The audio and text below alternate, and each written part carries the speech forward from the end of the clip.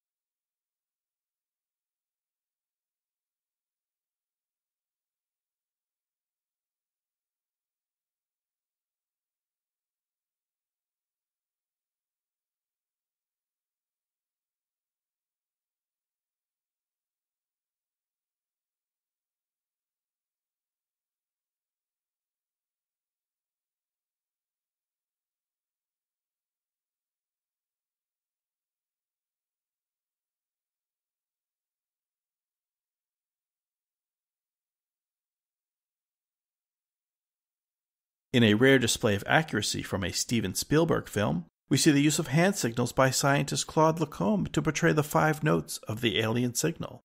These manual positions are from the tonic system developed by John Kerwin and Sarah Ann Glover to teach singing by note. The hand signals, combined with the psalmization tones invented by Glover, form a technique of teaching singing meant to be accessible to those without formal musical education. Thanks to all our guests on tonight's show. If you'd like to learn more, please visit us at 5minutesofmime.com.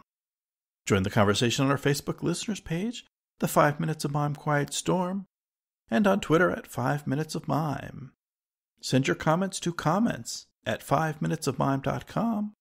Remember to visit the 5 Minutes of Mime store at TeePublic. Tell your friends about the 5 Minutes of Mime playlist on YouTube. And if you have time, leave a review for us on iTunes.